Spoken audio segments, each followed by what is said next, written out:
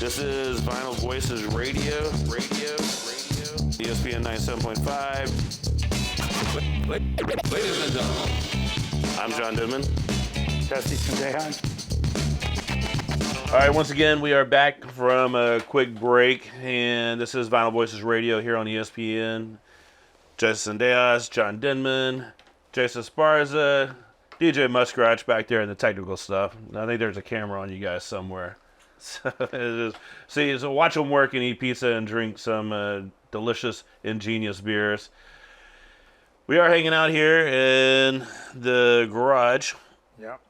I was about to say something that I was told I wasn't supposed to say anymore, but we are sponsored by Adley Law Firm. We are.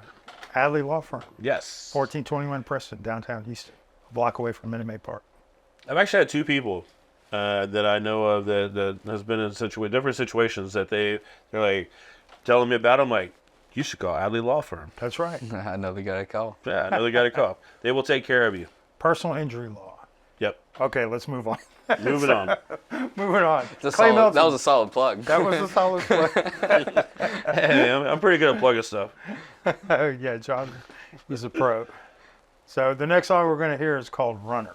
So Runner's a single release recently, and we're talking about the live album earlier. This is one of those songs that the first version that people heard was from the live set.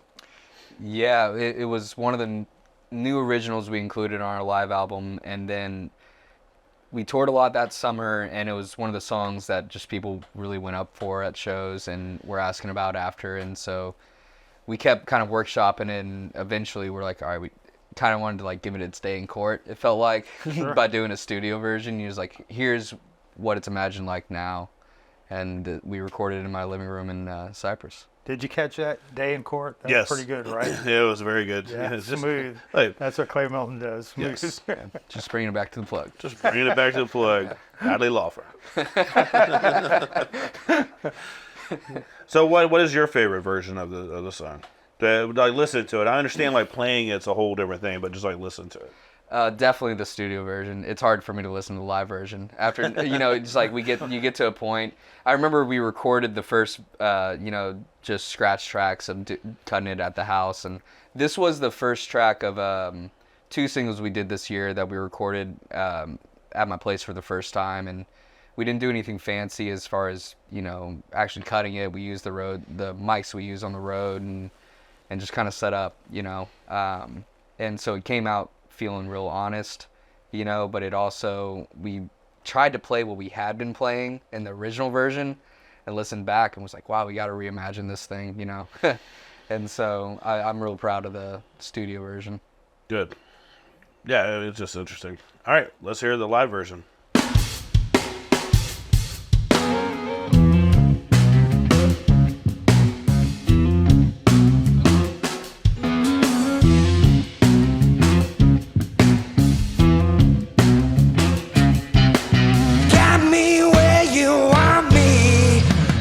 I'm gonna have to stay.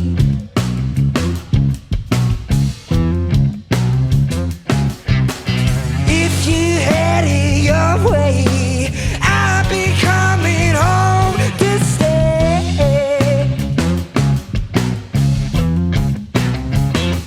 Baby, I'm a runner, looking for a place to hide. I'm not your number, show you what I got inside.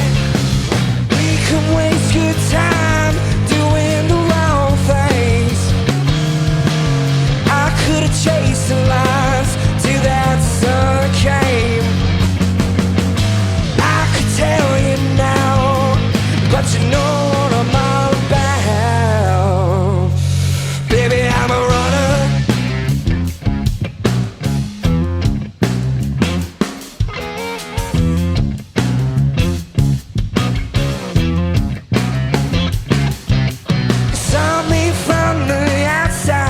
Said, baby, won't you come on in?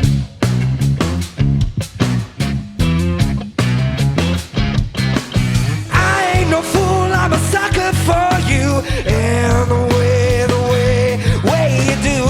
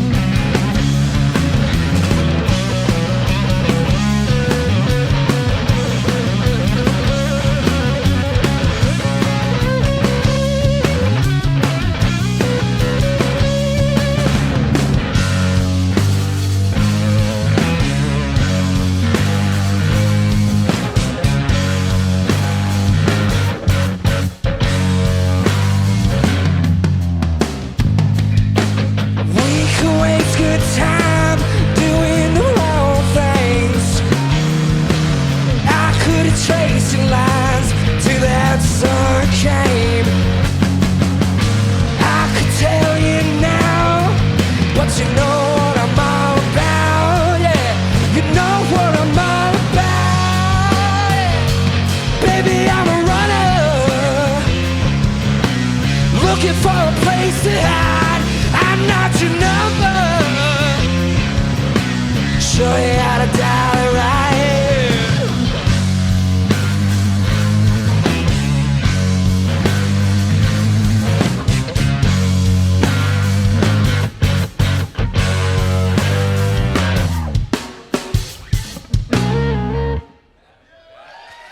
All right. So you're running, and you know where you like to hide. Yeah. Explain a little bit. Like, what are we doing in this song? Yeah, that was kind of as far as like, you know, writing the song lyrically, I was coming from a place of when you, and this goes back to just touring a lot and being on the go, and when you're just going all the time, and when you, I guess, start to engage in a way to where, you know, when you have that friend that throws fire on the fun that you're having with them, and it just seems like every time you hang out, it ends in a bonfire, you know? Wait, what? I don't know who's behind me right now. Yeah. I think we all have that friend, and and that's kind of what like playing rock and roll on the road can feel like, I guess, you know? Yeah. Okay. Sonically, you know, I mean, I think we mentioned so far on the show that you're from Louisiana, but got here to Texas pretty young. Yes. But still, you have that tie to the state. You know, I know we've talked before, and you're like streaming New Orleans WWOZ and stuff, and so. I almost wore my OZ shirt tonight, man. That's not a I bad love one, that right? station. Oh. It's a solid station. Yeah, I mean, just I love radio in that format because you never know what you're gonna find yourself listening to, which is kind of like why I like doing the random record thing, is just opening yourself up to whatever, you know. Mm-hmm. Yeah, but that one does have that kind of funky sound, you know. Oh, you're gonna get a specifics on that, but yeah, for Yeah, sure, and yeah. it is just groove, you know. It's all the swing and stuff they play, and then like what we were talking about is the meters was what was playing a lot in my house. Right. Whenever I came up with the initial riff for that song, and like I said, we kind of did with that with what we do with all the tunes is just kind of rock and roll and distort them, you know. Yeah. So the riff came first. It was the riff first, yeah. Yeah. Do you feel like the geography of your background comes into your music much? Because, you know, I think we see some Texas musician with the guitar and it's rock and roll music. It's got a sort of a blues influence. Immediately we start thinking about certain artists. But, you know, I feel like your background, it feels a little bit more, there's more depth to it than just, you know. But I mean, tell me a little bit about Texas, Louisiana, one foot, Yeah. the other foot. It's super cliche, but like I think, you know, what you're saying, it feels more like a gumbo. You know, it's more like a bunch of everything, you know, as opposed to like, we'll play, and if you have a Strat in your hand while you're playing rock and roll in Texas, you eventually, someone says at the show, it's like, oh, Stevie Ray Vaughan, something like that and stuff like that. But I just think that more like when people talk about whatever they're comparing you to is their way of relating to it, you know, less than it actually sounding like that most of the time. Right. You know, because everybody's their own thing if they're doing it on stage for, you know, years or whatever. And I think that the most interesting part to me is that the reason I think that I got into rock and roll was just because of the people around me and what my family listened to. And that's where most people come from, I think, you know. Yeah. Musical influences growing up in my household was a lot of the old classic country stuff. Statler Brothers, Oak Ridge Boys, you know, things like that, Alabama. And then there was the Elvis, the Marvin Gaye, the Otis Redding, Sam Cooke, you know, was like daily things that I listened to in my house. Till I got a little older, then all of a sudden, like Billy knows, reggae became a big part of like stuff that was played in my house. Like all these different Caribbean artists was played in my house all the time, like growing up. Cool. And So yeah, it definitely that stuff plays a role in like what you want to produce, right?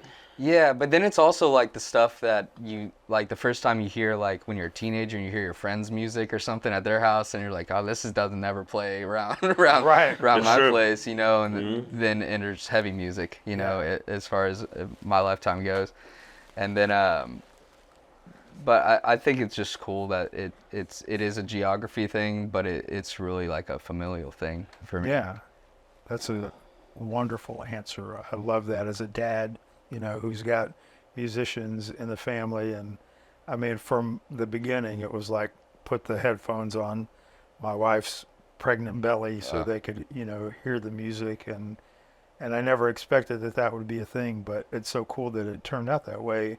And I love that, you're tying back to the family piece, and what John just said too, is so nice that, because I think we do really sort of tend to think about music as, I like that, I picked that, or my friends introduced me to that, but it goes back further than that. Yeah. Why do you like that? Yeah. Yeah. Well, then as a parent with your own kid, you're like, I'm not telling you should like it, but you should appreciate this. Let me play you some music. And there's like, really, Dad? Let me play you some music. I'm like, okay, fine, play me some music. And they have some good stuff. Yeah, no, absolutely. That's got to be important, to be open to what your kids want to play. Yeah. Yeah, we my house, we have a record player, and if you look, it goes from ultra pop to a lot of punk rock to a lot of I don't know what kind of hip hop it is, but you got like the Tyler the Creator and Earl Sweatshirts and those guys. They changed the whole genre of music, kind of thing, and so that's what gets played around my house all the time. Yeah. And the thing about us doing something like this is that we get to continue that.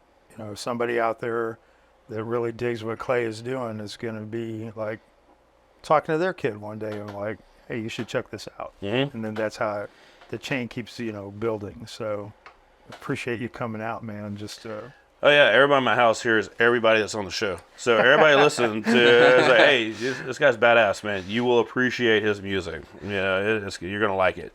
And my son's like, hey, he's good. That's all you need, right? Yeah, son approved. That's he's what's good. up. Yeah. All right, let's take another break and we get back. We'll talk more. This is Vinyl Voices Radio. What? This is your end show, right? For EF. yeah, we're wrapping. Oh, this is the third segment. Yeah. All right.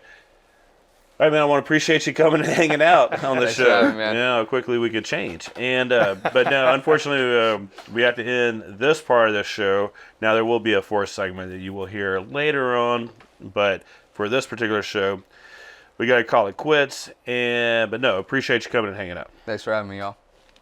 It's been a whole lot of fun. I want to thank everyone that has tuned in. I want to thank Frank's Pizza, Ingenious Brewing, and, of course, Adley Law Firm. On behalf of DJ Muskratch, Jason Esparza, Justin Delas, and myself, appreciate you guys tuning in, man. I hope you enjoyed it. Go watch a live show. Go find some new music. And definitely don't just sit on, just go listen to music. You want to add to that? Listen to it. There you go. Listen to it. Find a new band. All right. Y'all take care. See you next week.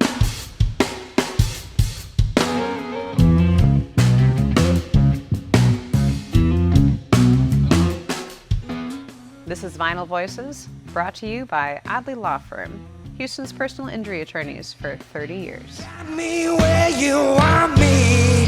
Guess I'm gonna